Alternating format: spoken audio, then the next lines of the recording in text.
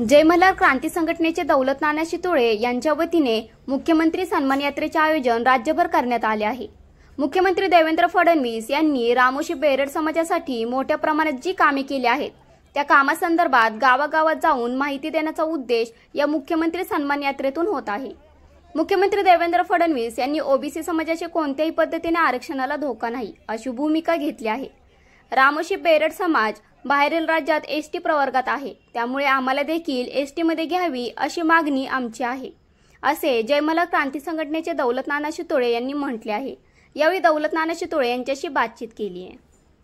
जय मल्हार आद्यक्रांतीवीर राजे उमाजी नायकांचा विजय असो। लोकनेते दौलत नाना शितोळे साहेब, तुम आगे बढ़ो, हम तुम्हारे साथ हैं। देवभाव, तुम आगे बढ़ो, हम तुम्हारे साथ हैं। हमारा नेता कैसा हो, देवभाव कैसा हो। मल्हार क्रांती संघटना यांच्या वतीनं मुख्यमंत्री सन्मान योजना 2025 ही राबवण्यात आलेले यात्रा ही खरं तर राबवण्यात आलेली आहे। ही यात्रा नेमकी का राबवण्यात आली या संदर्भात बातचीत करू। आपल्यासोबत दौलत नाना शितोळे आहेत। नाना, काय सांगाल? अनेक वर्षांपासून पुरंदरमध्ये राजे उमाजी नायकांची जयंती मोठ्या उत्साहात साजरी होते। खरं तर शासकीय जयंती होते। या जयंतीमध्ये तुम्ही खरं तर ही जी काही यात्रा आहे या यात्रेसंबंध भाष्य केलं होतं। या यात्रेचं स्वरूप नेमकं काय असणार आहे? यामध्ये महाराष्ट्र राज्यामध्ये रामोशी बेरड समाज 70 लाखापेक्षा जादा आहे। ह्या समाजाचं योगदान या भारताकरता, महाराष्ट्राकरता खूप मोठं आहे, कारण 40 महापुरुष फक्त एका जातीतले रामोशी बेरड समाजामधले फासावरती गेलेले आहेत आणि ह्या समाजाला आजपर्यंत मातीखाली गाडण्याचं काम इथून पाठीमागच्या सरकारने केलं आहे। 2014ला ह्या महाराष्ट्राचे मुख्यमंत्री आदरणीय देवाभाऊ झाले आणि त्यानंतर रामोशी बेरड समाजाला न्याय मिळाला, आमच्या राजाला न्याय मिळाला। तोपर्यंत आमचे राजेसुद्धा, उमाजी राजेसुद्धा त्या ठिकाणी दरोडेखोरांच्या यादीमध्ये होते। त्यांना महापुरुषांच्या यादीमध्ये घेऊन आज ती सरकारी जयंती आपण पाहताय की साजरी होती। त्यांचं राष्ट्रीय स्मारक त्या ठिकाणी आता 49 कोटी 10 लाख रुपये, त्याला 5 एकर जमीन त्या ठिकाणी दिलेले आहे। त्यांच्या नावाने आर्थिक विकास महामंडळ केलेला आहे, त्यांचा पुरस्कार त्यांच्या नावाने जाहीर केलेला आहे। अनेक कॉलेजांना ज्या ठिकाणी ह्या महाराष्ट्रामध्ये छत्रपती शिवाजी महाराजांच्या याच्यामध्ये स्वराज्याचा तिसरा डोळा म्हणून भैरजी नायकांना मानायचे, त्या भैरजी नायकांचं एका टपरीला सुद्धा नाव नव्हतं। त्यांचं ITI कॉलेजला नाव दिलं, उमाजी नायकांचं ITI कॉलेजला नाव दिलं, सिंदूर लक्ष्मणांचं ITI कॉलेजला नाव दिलं। अनेक महापुरुषांची नावं त्या ठिकाणी दिलेले आहेत। एवढं मोठं काम आमच्या समाजाचं केलं, आम्हाला समाजाला उजाडात आणण्याचं काम ह्या नेत्यांनी केलेलं आहे, देवाभाऊने केलेलं आहे।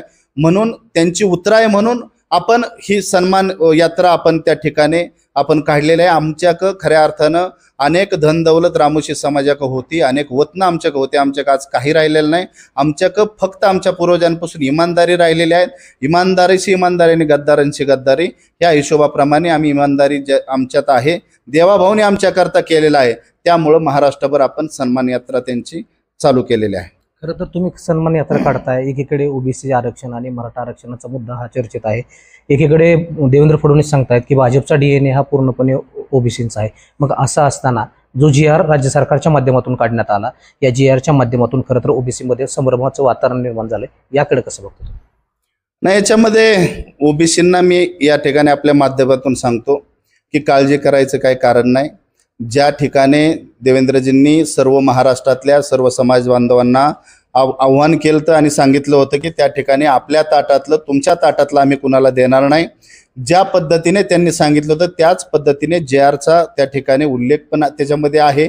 पण या ठिकाणी काही जे लोक जे आहेत, काही नेते आहेत, मग ओबीसीचे नेते असतील किंवा इतर नेते असतील, त्याच्यामध्ये थोडा काही लोकांचा संभ्रम त्याच्यामध्ये निर्माण झालेला आहे, भीतीचं वातावरण निर्माण झालेलं आहे आणि त्याच्याच माध्यमातून एक भीती वाटत आहे की आता जे इलेक्शन आलेले आहेत, मग जिल्हा परिषद असन, पंचायत समिती असन, नगरपालिका असन, ह्या सर्व गोष्टीमध्ये ही जी JR काढलेला आहे याच्यामधलं सरसकटा लागू होईल आणि त्याच्यामध्ये आमचं आरक्षण त्याच्यामध्ये जाईन। सरसकटा त्याच्यामध्ये मिळत नाही।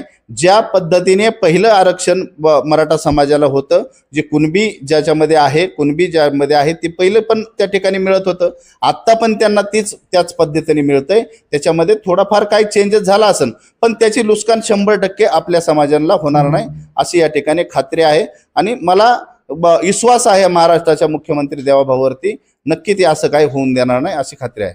ओबीसी नेते लक्ष्मण हाके आरोप करतायत की सरकारनं जो जी आर काढला केवळ एका विशिष्ट समूहाला दबावाला त्यांच्या बळी पडून हा जी आर काढला. खरं तर या जी आर मध्ये काही महत्त्वाचे मुद्दे आहेत ते देखील त्यांनी माध्यमांसमोर मांडले आणि या मुद्द्यांच्या अन्वये खरं तर येणाऱ्या स्थानिक स्वराज्य संस्थांच्या निवडणुका आल्यात. यामध्ये खरं तर ओबीसींचं आरक्षण संपल्यात जमाय असा आरोप त्यांच्याकडून मुख्यमंत्र्यांवर केला जातो.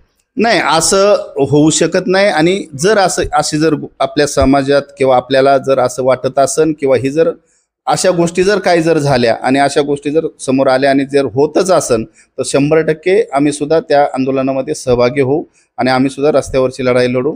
पण मला खात्री आहे की देवाभाऊनी जो शब्द दिलेला आहे तो पाळलेला आहे. आपल्या समाजाच्या कोणत्याही याच्यामध्ये आपल्या ताटातलं कुणाला दिलेलं नाही असं या ठिकाणी मला खात्री आहे.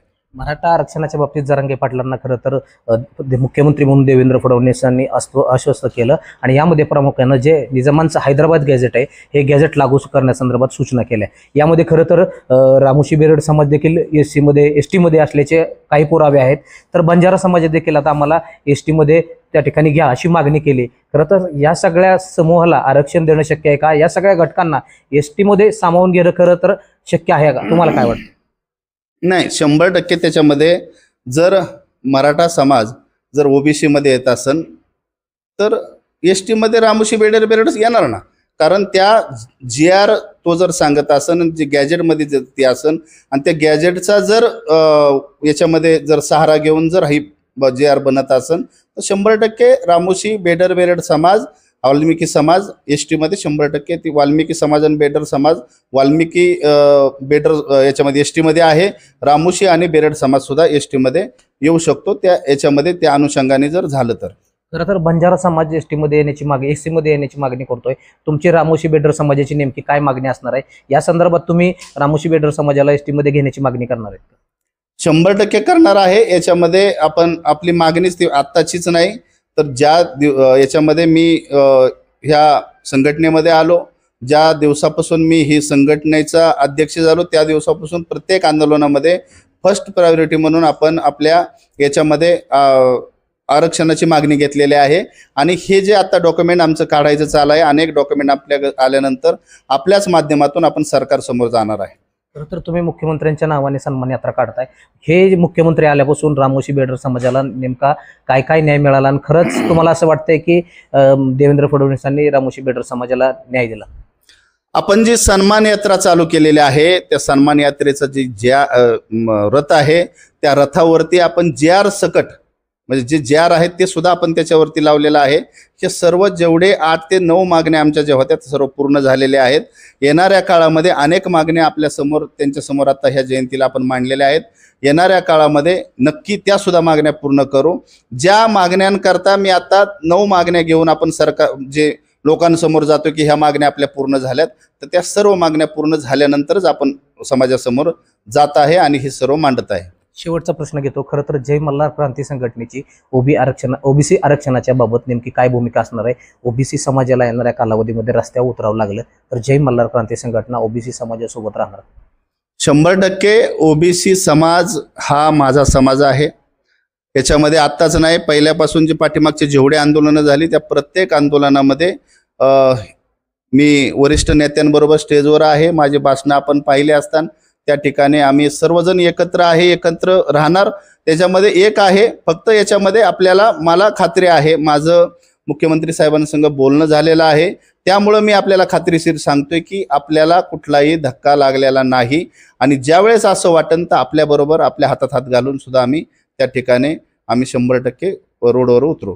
खूप खूप धन्यवाद. हे होते दौलत नाना शितोळे. खरं तर ओबीसींच्या आरक्षणाची जर काही भूमिका आली तर त्यासाठी आम्ही ओबीसींच्या पाठीमागे ठामपणे उभं राहू अशी भूमिका त्यांनी मांडली. आणि खरं तर मुख्यमंत्री यांच्या नावानं जी सन्मान यात्रा सुरू केलेली आहे, मुख्यमंत्र्यांनी जी रामोशी बेडर समाजासाठी जे काही काम केलेलं आहे हे काम रामोशी बेडर समाजामध्ये जावं. मुख्यमंत्र्याप्रती जे काही समाजामध्ये जो आदर आहे तो वाढावा आणि जेणेकरून त्यांनी जे रामोशी बेडर समाजासाठी जे सहकार्य केलेले आहे, जे जी आर काढलेले आहेत, ज्या त्यांच्या मागण्या पूर्ण केलेल्या आहेत. खरं तर पुरंदर येथे राजे उमाजी नाईक यांची जयंती शासकीय जयंती त्या ठिकाणी मोठ्या उत्साहात साजरी होते आणि दरवर्षी मुख्यमंत्री त्या ठिकाणी जयंतीला हजेरी लावत असतात. आणि ही यात्रा आता यात्रेचं स्वरूप देखील आपल्याला दौलत नाना शितोळे यांनी सांगितलेलं आहे. आणि ही यात्रा शेवट खरं तर या यात्रेचा समारोप मुंबई येथे होणार असल्याचं दौलत नाना शितोळे यांनी सांगितलंय.